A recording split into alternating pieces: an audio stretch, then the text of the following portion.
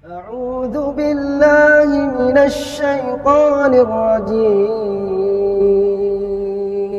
بسم الله الرحمن الرحيم. Ustadz, saya sudah rutin minum rimpang, jahe dan kunyit, tapi kaki saya kadang nyeri. Jadi ini gimana, Ustadz? Gimana apanya? Saya nggak tahu keadaannya ibu sih, ya maksudnya bisa jadi ibu obesitas, ya, atau gemukan, kan saya nggak tahu, nggak lihat. Ya jadi ya banyak cara. Misalnya dalam kondisi kayak sekarang saya nggak tahu keadaannya, ya mungkin saran saya pergi ke ya, herbalis ya, atau terapis yang mungkin bisa melihat atau memeriksa ibu. Ya. Namun kalau mungkin secara gambaran umumnya, ya salah satu yang saya pakai pedoman itu biasanya adalah di mana ada sakit di situ kita bisa bekam. Jadi bekam atau berbekam adalah salah satu cara mengurangi nyeri. Ya, itu by risetnya kayak begitu. Jadi misalkan nih kaki ya, ini kaki Anda, terus daerah misalkan sini sakit nih misalkan, ya Anda bisa berbekam di daerah betisnya. Ya, betis ini kanan kiri itu bisa Anda bekam.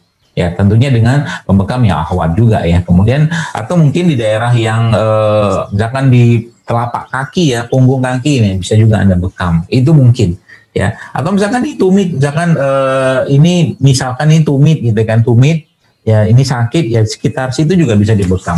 Nah, itu gambaran umumnya, tapi saya nggak tahu maksudnya ini sakitnya karena apa. Dan tadi ya, mungkin kalau obesitas, maaf, mungkin ya perlu menurunkan berat badan. Wallahu a'lam. Lanjut ya, Ustadz. Assalamualaikum, Ustadz. Izin bertanya, untuk rebusan rimpang, apakah cukup 1 gelas di pagi hari dan 1 gelas di malam hari, atau boleh sepanjang hari, Ustadz? Jadi ditambahin air terus gitu sepanjang hari. Gimana metodenya? Kalau saya sih lebih memilih untuk sekali minum habiskan saja sih ya. Maksudnya memang sih kalau ibu-ibu nanti coba buat ya, itu di rumah biasanya tuh 2 kali rebusan itu dia masih cukup normal lah warna. Tapi kalau sudah 3 kali kita ibarat kita refill gitu kan, kita rebus lagi, biasanya sudah tidak secerah warna yang pertama atau yang kedua. Ya kalau memang Anda sibuk mungkin 2 kali boleh. Tapi kalau saya pribadi lebih memilih kalau memungkinkan 1 rebusan itu untuk sekali minum aja. Itu lebih baik. Ya.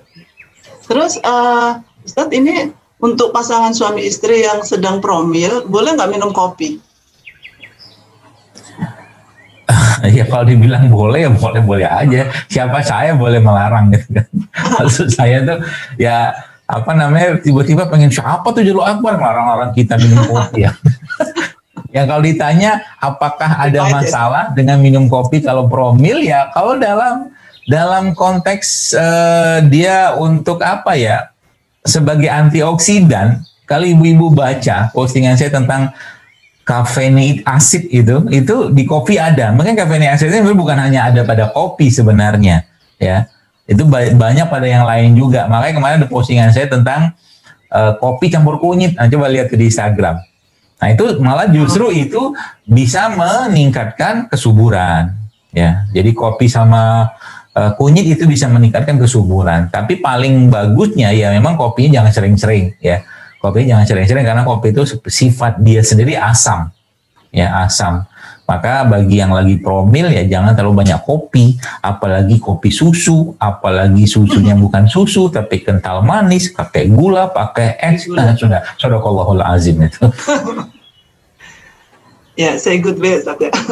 Ya, ini ada pertanyaan lagi. Assalamualaikum, dokter. Saya mau bertanya, pasangan saya mengalami perut kembung bergas sejak 1 bulan ini. Beliau perokok, tapi sejak awal tahun ini saja sampai sekarang. Nah, untuk saat ini saya sudah berikan madu kunyit bermerek ZMAX. Sebenarnya saya mau buat racikan, tetapi karena sering tugas keluar kota, jadi saya beli yang bisa dibawa kemana-mana. Diminumnya sebelum makan 3 kali dan malam. Diseduhkan dengan gula jahe gitu. Nah, Ustadz, ini berkhasiat nggak, pertanyaan? Ya insya Allah sih berkhasiat. Cuman kalau untuk yang case kayak begini ya, kembung-kembung seperti itu, saya lebih menyarankan untuk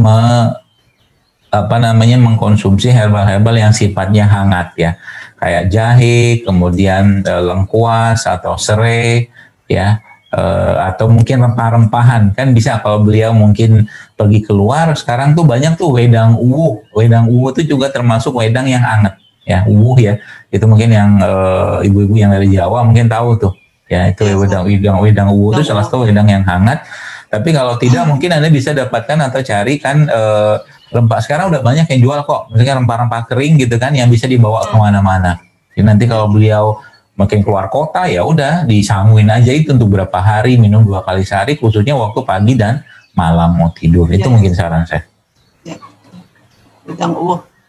Kemudian ada lagi Ustaz yang bertanya tentang obat herbal yang bisa kita buat untuk sakit vertigo, Ustaz. Jadi untuk vertigo. Vertigo. Iya.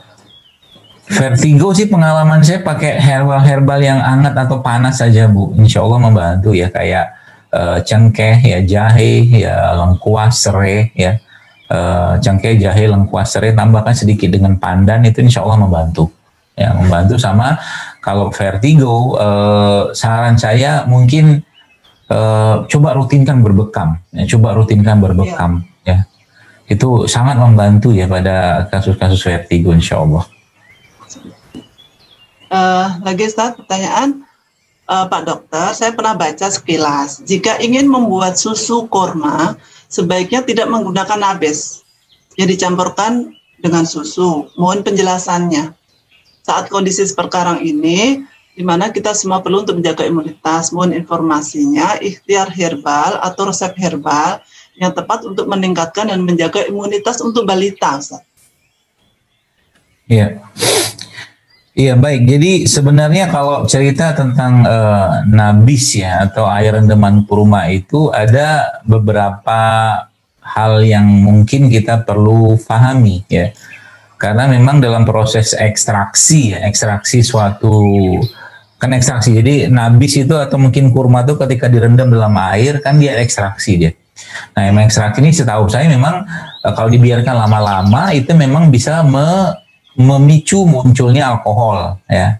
Maka memang untuk kehati-hatian yang saya pahami memang kalau bikin susu kurma itu mendingan pakai kurma aja ya, bukan kurma yang direndam ya. Apalagi yang direndam itu kurma-kurma yang sifatnya kurma rutop ya, kurma basah ya. Kurma basah itu setahu saya juga akan cepat sekali ya terjadinya proses. Nah kan kalau gula ketemu air kan lama-lama dia akan fermentasi gitu lama-lama. Dan makanya air nabis seperti itu tuh biasanya kita sarankan cuma maksimal 10 jam aja. Setelah itu jangan dikonsumsi ya, dibuang aja. Itu. Nah kalau untuk bayi ya mungkin atau balita atau anak-anak ya mungkin paling gampang ya kayak saya di rumah ya, misalkan ya saya cuman anak-anak itu ya kasihnya madu habatus sauda, jadi habatus sauda kapsul serbuk itu ya saya masukkan dalam cangkir kecil ya, kemudian saya campurkan madu ya, saya cekoin gitu kan ke mulutnya dia gitu. Anak-anak udah paham gitu. Jadi kalau mereka udah lagi nggak enak badan atau mungkin saya butuh memboost imun mereka ya saya akan kasih itu paling gampang ya. Atau mungkin ya tambahkan dengan probiotik ya, mungkin cairan-cairan probiotik yang ibu-ibu bisa dapatkan juga sekarang banyak yang jual itu bisa ditambahkan juga untuk menguatkan imunitas mereka. Itu Allah alam. ربنا ما خلقت هذا باطلا سبحانك فقنا عذاب النار